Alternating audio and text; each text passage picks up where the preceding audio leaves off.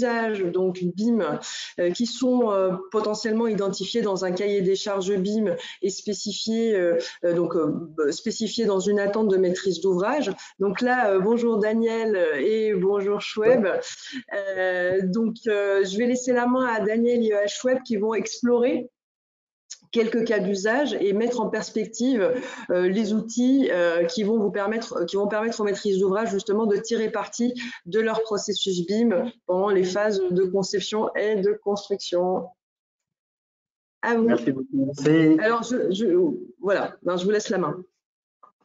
Merci beaucoup, Sienne. Merci à tous pour votre présence. Et puis, c'est toujours un honneur d'échanger avec vous, de présenter les choses.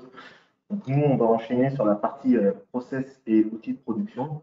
L'idée principale, c'est de pouvoir resituer un petit peu les actions, une petite timeline. Donc, l'intervention BIM de la MOA au sein d'un process BIM.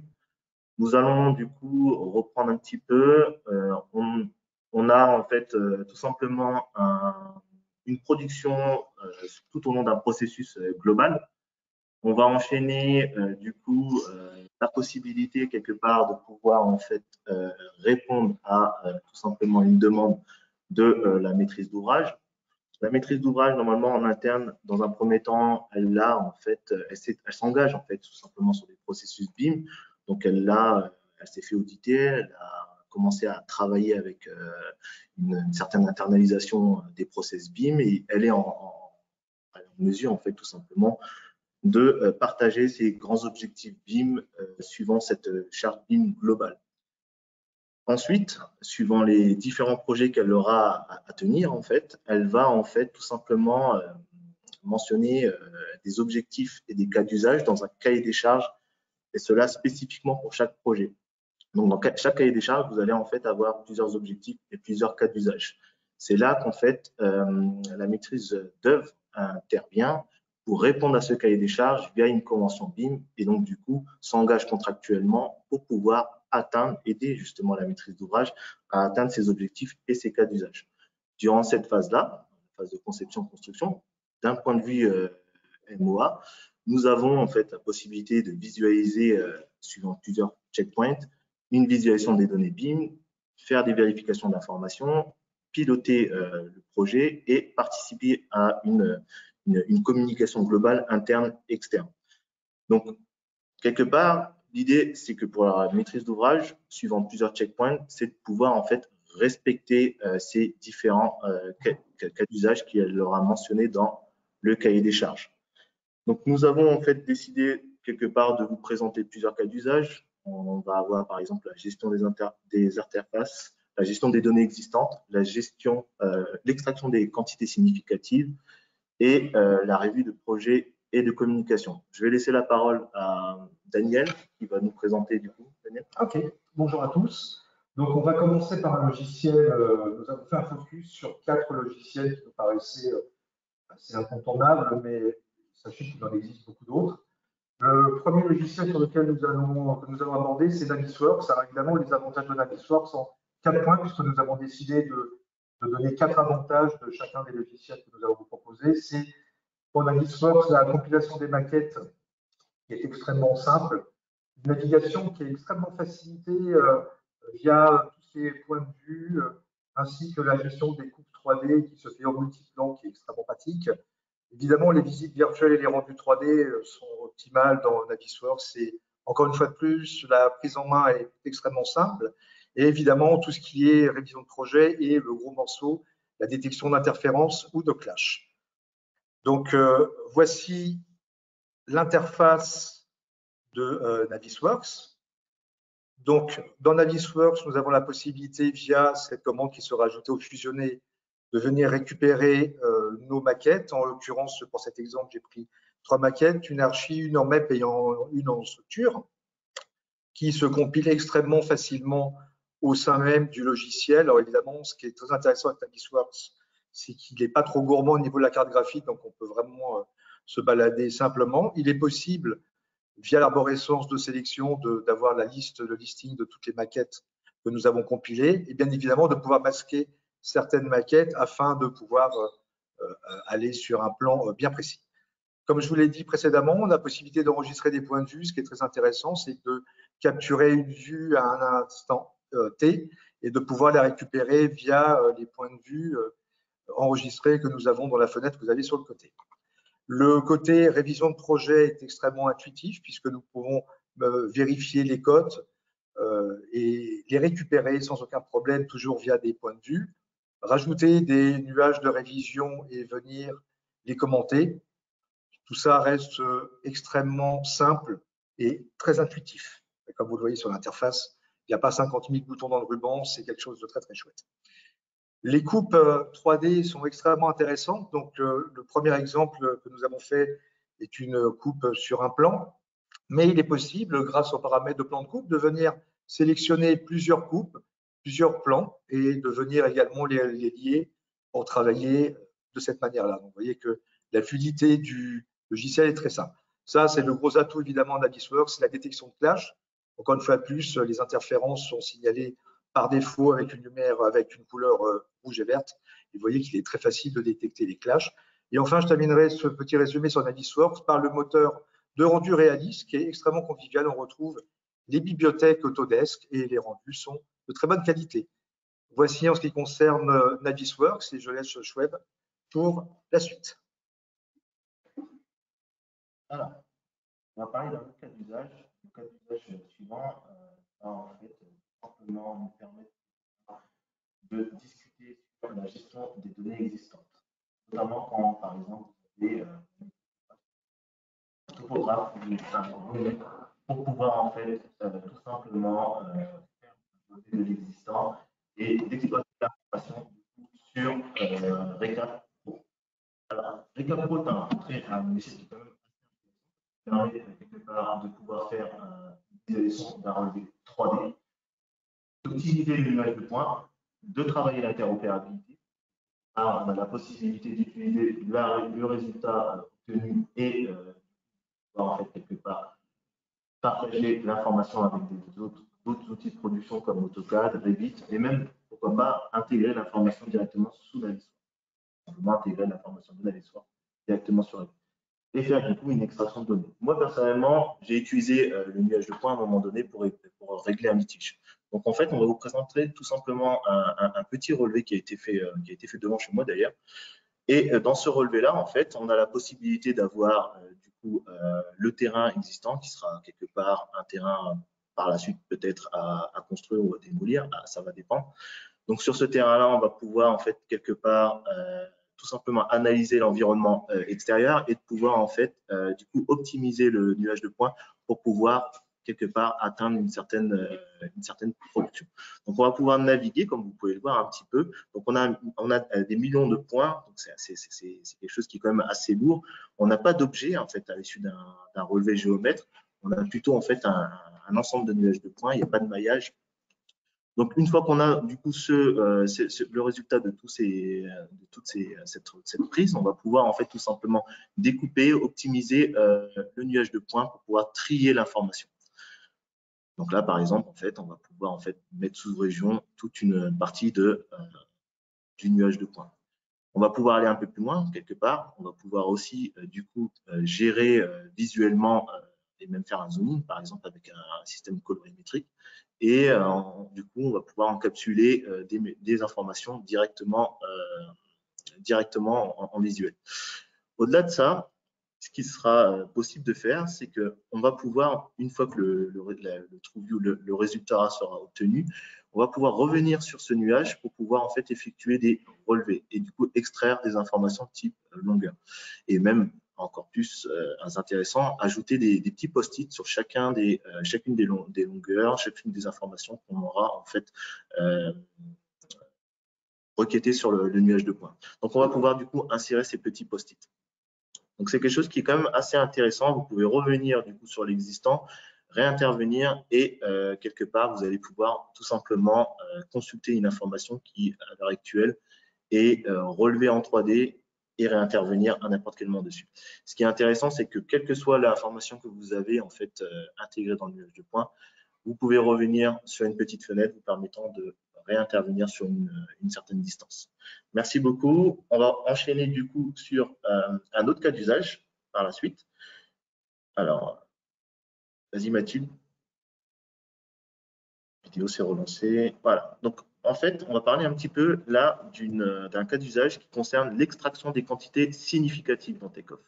Takeoff, en fait, c'est tout simplement un module issu d'une plateforme assez puissante, celle d'Autodesk Construction Cloud. Et sur cette grande plateforme, on va pouvoir, par exemple, tout simplement communiquer, collaborer, faire une coordination, et ça jusqu'au BIM niveau 3. Donc, c'est le plus haut niveau de collaboration qu'on a aujourd'hui en BIM. Donc, c'est une plateforme qui est quand même assez intéressante, puisqu'on peut l'utiliser suivant les différents modules sur toute la chaîne de valeur de la construction. On peut y aller, on peut commencer à l'utiliser en tant que GED, et par la suite, on va pouvoir collaborer, voire interagir pour pouvoir gérer des données d'opération. Donc, les avantages d'utiliser Takeoff, c'est de pouvoir quelque part avoir une accessibilité sur le cloud. Donc, vous allez pouvoir avoir accès à ce module via votre tablette ou votre ordinateur, comme d'habitude. Vous aurez accès à une visionneuse qui est quand même assez sympathique, intelligente. Elle va pouvoir vous permettre de travailler et en 2D et en 3D, pour faire vos métrés. Vous allez pouvoir aussi gérer les classifications, qu'elles soient en fait normatives, tout simplement, elles soient propres à votre classification personnelle. Et vous allez pouvoir aussi faire vos calculs de quantité et gérer des automatisations.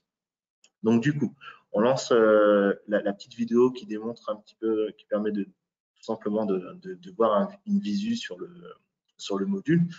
Quand on rentre sur cette plateforme-là, on va avoir accès tout simplement à un tableau de bord, et on aura aussi accès aux différents modules nous permettant tout simplement de revenir sur une JET, sur des modules de collaboration, de coordination et d'autres.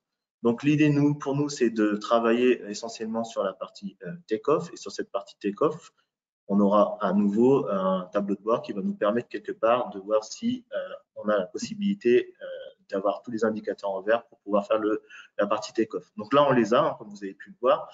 On va pouvoir réintervenir sur les fichiers qui sont encapsulés, qui sont disponibles sur la GED, et suivant les dossiers qu'on aura créés, donc du coup les types de métriques qu'on aura créés, on va pouvoir en fait tout simplement accéder à des éléments qui ont été publiés dans ce sens, intervenir sur les modèles. Donc, on se retrouve du coup avec cette visionneuse qui est quand même assez sympathique et assez intelligente. On peut intervenir sur n'importe quel ouvrage à n'importe quel moment. Donc, pas besoin tout simplement de trier les coupes. Il crée automatiquement les coupes, et il permet d'avoir une visu sur toutes les données à l'issue d'une sélection. Ça, c'est quand même quelque chose d'assez intéressant pour ceux qui veulent faire le métier. Ils ont vraiment toutes les informations à portée de main. Et du coup, quand il s'agit de faire un métré, par exemple, comme tout simplement faire un relevé de surface de toiture, par exemple, l'idée, c'est de pouvoir associer à ce type de relevé des métadonnées permettant du coup aux personnes qui vont faire le métré de retrouver les informations. Utiliser les classifications, comme je vous disais, là, on a les uniformes A2 par exemple. Derrière, on a aussi la possibilité d'utiliser les classifications, comme je vous disais, internes à la maîtrise d'ouvrage ou aux entreprises. Sélectionner les types d'unités et de pouvoir en fait commencer tout simplement vos métrés. Une fois que vous avez lancé vos métrés sur une couverture, par exemple, l'idée c'est de pouvoir en fait sélectionner un ensemble de surfaces de toiture et de pouvoir en fait quelque part faire une somme globale. Donc là, on a commencé avec une seule toiture, on a vérifié que la surface était bien bonne, et ensuite en fait ce qu'on fait, c'est que tout simplement on sélectionne les surfaces et on valide, et quelque part en dessous vous vous retrouvez en fait finalement avec une fenêtre inventaire qui va vous permettre tout simplement de capitaliser sur toutes les occurrences qui ont été sélectionnées, tous les éléments qui ont été sélectionnés, et qui vont nous permettre en fait de reproduire, de donner une information sur l'ensemble des surfaces de toiture qu'il faudra par exemple, sur lesquelles par exemple il faudra intervenir. Nous avons aussi une possibilité quelque part, on parle beaucoup de processus, mais on parle aussi de workflow. L'idée c'est de pouvoir récupérer les informations, de les envoyer sur des solutions desktop comme Excel, et de pouvoir interagir, faire nos calculs directement sous Excel. Voilà. On enchaîne du coup avec un autre cas d'usage. Daniel, je te laisse la parole. OK, donc nous avons terminé avec le logiciel Enscape. Donc l'avantage d'Enscape, évidemment, c'est de pouvoir bénéficier de rendus réalistes en temps réel de très très bonne qualité. Une visite virtuelle en immersion et également en immersion avec les lunettes VR, ça c'est quelque chose d'extraordinaire. L'interopérabilité, vous pouvez retrouver Enscape évidemment sur d'autres logiciels comme SketchUp, donc évidemment Revit, Archicad, Rhino, et une prise en main extrêmement simple. Voilà, donc on va lancer la petite vidéo pour la petite démo. Voilà, donc voici un petit peu ce qui est capable de faire Enscape, je répète, avec une prise en main extrêmement simple. Donc, voici la maquette Revit standard qu'on retrouve architecture. Vous remarquerez que nous bénéficions d'un onglet Enscape avec un bandeau. Dans ce bandeau, nous avons tout ce qui concerne les matériaux, le lancement du rendu, etc., etc. Et vous voyez qu'instantanément, en appuyant sur le petit bouton rendu, on obtient déjà de base un résultat photoréaliste de très très bonne qualité. Je tiens à préciser que si vous remarquez, on a les feuilles qui bougent. Enfin, c'est vraiment quelque chose de très sympa. Nous avons la possibilité de rajouter des HDRI. Donc, des HDRI, ce sont des images demi-sphériques qui vont nous permettre de mettre des environnements. Donc, par défaut, Enscape a déjà quelques HDRI qui sont intégrés, comme les urbains, etc., etc. Et nous avons également la possibilité de venir intégrer nos propres HDRI. Donc, j'ai pris un exemple ici.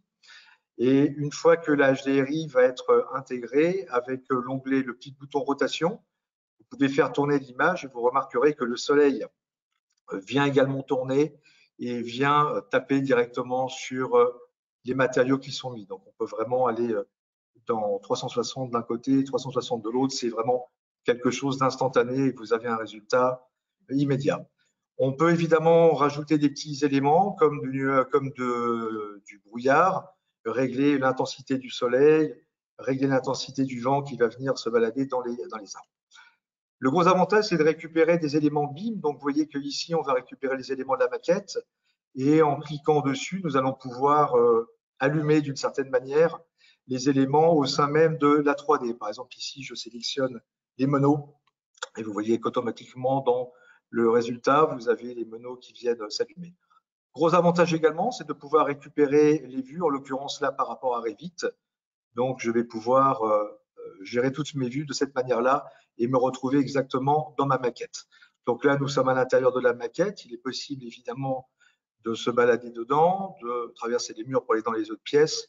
Et nous pouvons également faire des corrections si il était nécessaire grâce au pré-réglage personnalisé.